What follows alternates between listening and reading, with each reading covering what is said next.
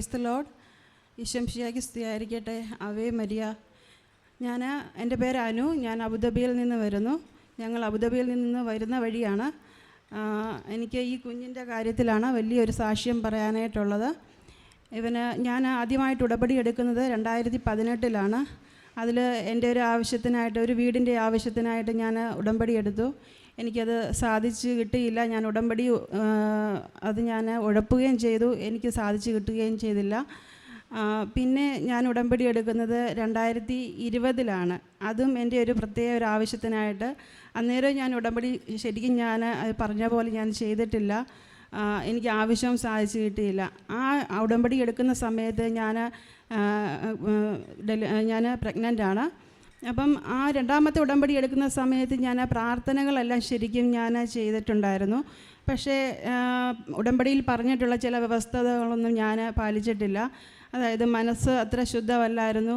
ദേഷ്യം, വൈരാഗ്യം, വാശി ഇതൊക്കെ എൻ്റെ മനസ്സിലുണ്ടായിരുന്നു. പക്ഷേ പ്രാർത്ഥനകൾ ചൊല്ലുമായിരുന്നു. അതുകൊണ്ട് തന്നെ ആയിരിക്കാം എനിക്ക് ആ ഒരു കാര്യം എനിക്ക് സാധിച്ചു കിട്ടിയില്ല.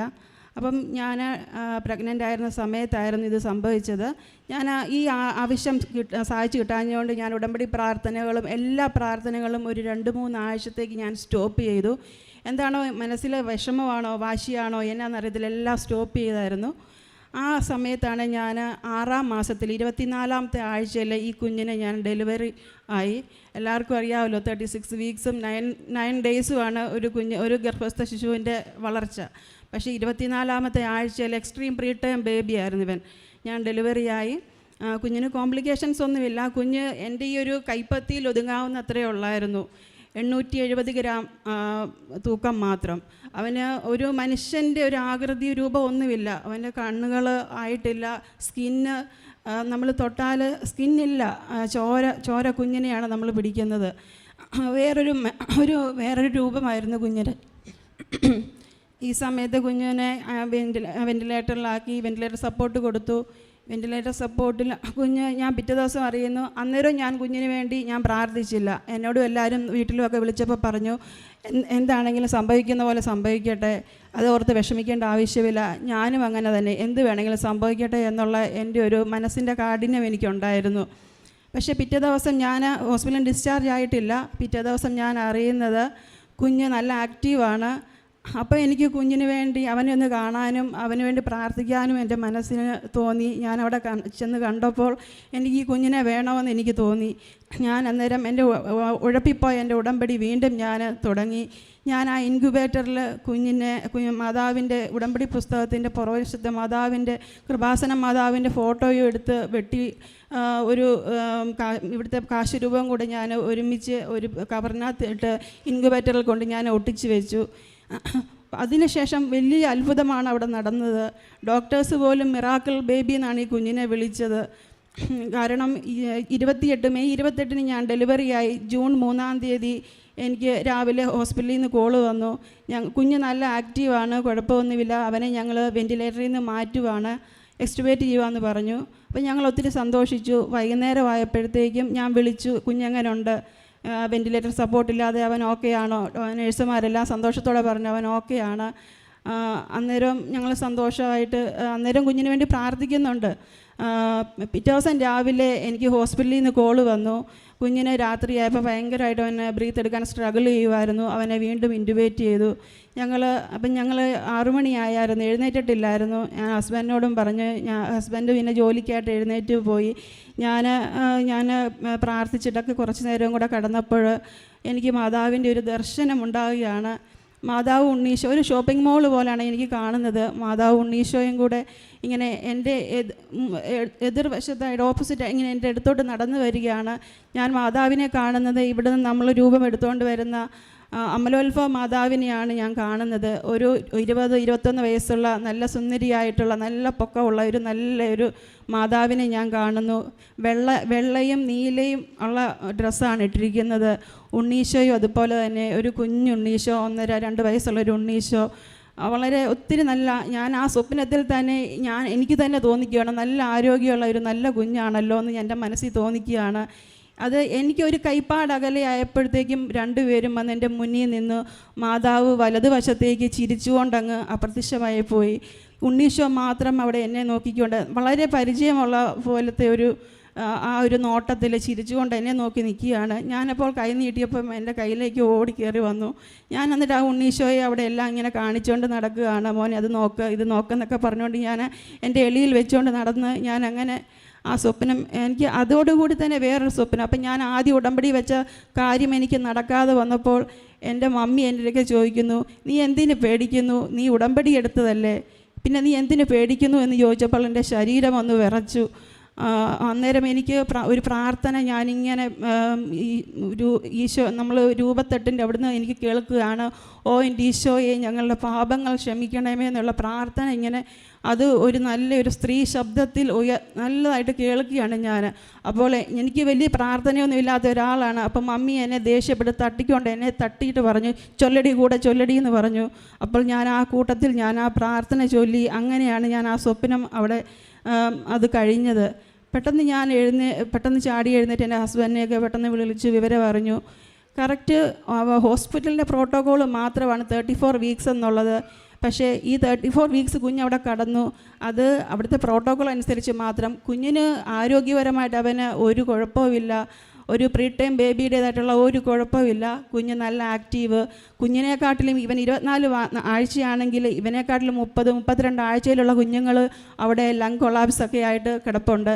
ഇവൻ എക്സ്ട്രീം പ്രീ ടൈം ബേബി. ആ ICUവിൽ ഏറ്റവും കുഞ്ഞായിട്ട് പോലും അവൻ മാത്രമുള്ളായിരുന്നു ആ ICUവിൽ ഡോക്ടേഴ്സിനും സിസ്റ്റേഴ്സിനും ഒരു സമാധാനമായിട്ടുള്ള കുഞ്ഞ്. ഇവനെ നോക്കാനായിട്ട് അവർ ഒരു വെൻറ്റിലേറ്റർ ബേബിയും ഇവനെ അധികം പണിയില്ലാത്ത ഒരു പേഷ്യൻ്റായിട്ടാണ് അവർ കരുതുന്നത്. അങ്ങനെ ഞങ്ങൾ അവിടെ ചെല്ലുമ്പോഴും സിസ്റ്റേഴ്സ് എന്നോടൊരു ആൻസം എന്ന് പറഞ്ഞൊരു സിസ്റ്ററാണ്. സിസ്റ്റർ എന്നോട് പറയുന്നു, അത് ഒരു 100 ദിവസം ഡിസ്ചാർജിനോടടുത്തു. ആ സമയത്ത് സിസ്റ്റർ എന്നോട് പറയുകയാണ്, ഞാൻ എന്നും വിചാരിക്കുമായിരുന്നു ഈ കുഞ്ഞിനെ എനിക്ക് നോക്കാനൊരു അവസരം കിട്ടാത്തത്. ഇന്ന് ഏതായാലും എനിക്ക് അവസരം പോകാറായപ്പോൾ എനിക്ക് അവസരം കിട്ടി. അങ്ങനെ ആ സിസ്റ്റർ എല്ലാ സിസ്റ്റർമാരോടും എല്ലാ ICUവിലും ചെന്ന് പറയും, അവിടെ കൃപാസനം മാതാവിൻ്റെ ഫോട്ടോയുണ്ട്, അവിടെ പോയി പ്രാർത്ഥിക്കുക, കുഞ്ഞിനെ പോയി പ്രാർത്ഥിക്കുക, കണ്ട് പ്രാർത്ഥിക്കുക എന്നൊക്കെ പറഞ്ഞ് സിസ്റ്റർമാരോട് പറയും. എല്ലാ സിസ്റ്റർമാരും ഞാൻ ഇൻക്യുബേറ്ററിൽ വെച്ചേക്കുന്ന ഫോട്ടോ നോക്കി അവിടെ വന്ന് പ്രാർത്ഥിക്കുമായിരുന്നു. എൻ്റെ കുഞ്ഞിന് വേണ്ടിയും പ്രാർത്ഥിക്കുമായിരുന്നു.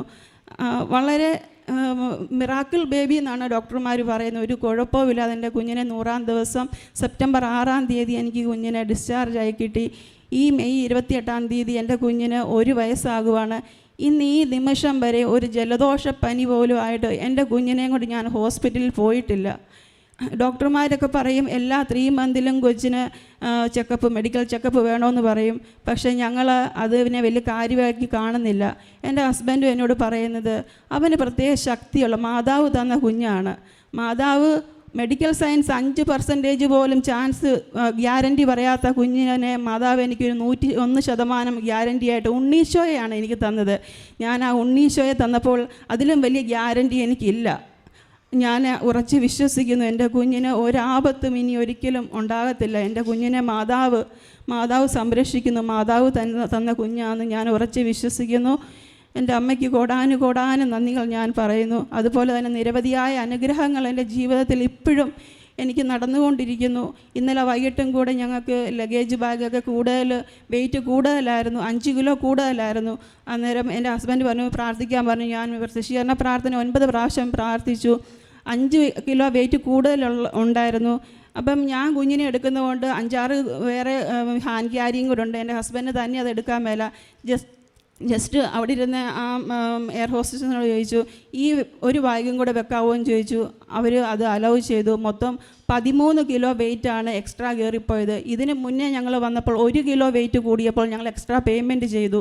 ഇന്നലെ മാതാവിൻ്റെ പ്രാർത്ഥന ചൊല്ലിക്കഴിഞ്ഞു 13 കിലോ വെയിറ്റ് 1 രൂപ 1 ദിർഹംസ് പോലും ഞങ്ങൾ മുടക്കാതെ അത് കയറി വന്നു.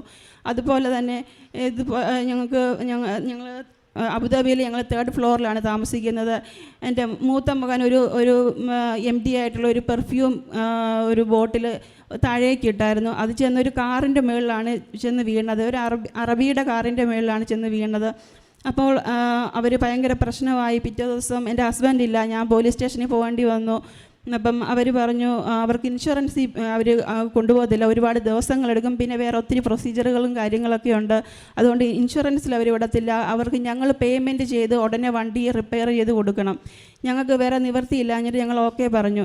ഞങ്ങൾ വിചാരിച്ചു UAE കിട്ടുന്ന ഏതെങ്കിലും സാധാരണ ഒരു ഇതിൻ്റെ മതിയായിരിക്കും, ഗ്ലാസ് ഇട്ട് കൊടുത്താൽ മതിയെന്ന് വിചാരിച്ചു. പക്ഷേ അവർ അറബികൾ പറഞ്ഞു ഞങ്ങൾക്ക് US-ൻ്റെ വേണം, ഇപ്പോൾ ഞങ്ങൾക്ക് നന്നാക്കി തരികയും വേണം, അത് US-ൻ്റെ കമ്പനിയുടെ ഇത് വന്നു കഴിയുമ്പോഴത്തേക്ക് ആ ഗ്ലാസ് ഇട്ട് കൊടുക്കുകയും ചെയ്യണം. അതിൻ്റെയൊക്കെ പേയ്മെൻറ്റ് ഭയങ്കര താങ്ങാൻ മേലാത്തൊരു പേയ്മെൻറ്റാണ്. അപ്പോൾ ഞാൻ അന്ന് വൈകിട്ട് ഞാൻ ഉടമ്പടി എടുത്തു. രണ്ടാമത്തെ ഉടമ്പടി എടുത്തു. മാതാവിനോട് പറഞ്ഞു, മാതാവേ എനിക്ക് ജോലിയിൽ, എൻ്റെ ഹസ്ബൻഡിൻ്റെ ജോലിയിൽ മാത്രമാണ് ഞങ്ങൾ ഇവിടെ പിടിച്ചു നിൽക്കുന്നത്. നീ ഉടനടി, എനിക്ക് വേറെ ഒന്നും അറിയത്തില്ല, അറബികളുടെ കാര്യമാണ്, എനിക്ക് വേറെ ഒന്നും അറിയത്തില്ല, നീ അതിൽ ഇടപെട്ടേ മതിയാകത്തുള്ളെന്ന് പറഞ്ഞു. അപ്പോൾ എൻ്റെ ഹസ്ബൻഡ് ആ ലേഡിയായിട്ട് ഒത്തിരി പറഞ്ഞായിരുന്നു. ഞങ്ങൾ നല്ലൊരു പേയ്മെൻറ്റിൻ്റെ വരെ ഞങ്ങൾ ചെയ്യാമെന്ന് പറഞ്ഞിട്ട് ആ ലേഡി സമ്മതിച്ചില്ല. അങ്ങനെ ഇരുന്നപ്പോഴാണ് ഞാൻ ഉടമ്പടി വൈകിട്ട് എടുക്കുന്നത്. പിറ്റേ ദിവസം രാവിലെ ആയപ്പോഴും ആ ലേഡി സമ്മതിക്കുന്നില്ല. വൈകുന്നേരമായപ്പം അവർ തന്നെ എൻ്റെ ഹസ്ബൻഡിനെ വിളിച്ച് പറയുന്നു, എൻ്റെ അമ്മ എന്നോട് പറഞ്ഞു അവന് മാത്രമേ ജോലിയുള്ളൂ, അവൾക്ക് ജോലിയില്ല, 3 പിള്ളേരുമായിട്ട് അവരവിടെ കഴിയുകയാണ്, അവർക്ക് റെൻ്റ് ഒരുപാട് കാര്യങ്ങളുണ്ട്, അപ്പോൾ നമ്മൾ അവരെ അങ്ങനെ ശല്യപ്പെടുത്താൻ പാടില്ല, ഏറ്റവും കുറഞ്ഞ ഗ്ലാസ് തന്നെ ഇട്ട് അവരെ നമുക്ക് ഹെൽപ്പ് ചെയ്യാമെന്ന് ആ ഒരു ലേഡിയുടെ അമ്മയാണ് അവളോട് പറഞ്ഞു കൊടുത്ത്. അവൾ അങ്ങനെ തന്നെ എൻ്റെ ഹസ്ബൻഡിനെ വിളിച്ച് പറഞ്ഞു. അവൾ ഏറ്റവും കുറഞ്ഞ ഗ്ലാസ് വിട്ടു. അവൾ പേയ്മെൻറ്റ്, അതിൻ്റെ ബില്ലും എൻ്റെ ഹസ്ബൻഡ് വാട്സപ്പിൽ അയച്ചു കൊടുത്തു.